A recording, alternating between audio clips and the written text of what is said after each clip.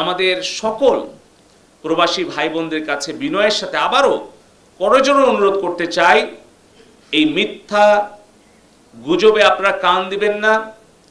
আমাদের দেশের সম্পদ, আমাদের সরকারের যত অবকাঠামো, এইগুলো কিন্তু আপনাদের রেমিটেন্সের পয়সা।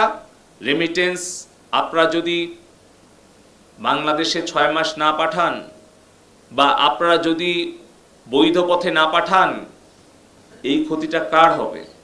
এই ক্ষতিটা হবে আমাদের প্রবাসী ভাই বোনদের পরিবারের, আমাদের দেশের সামগ্রিক উন্নয়নের ক্ষতি হবে।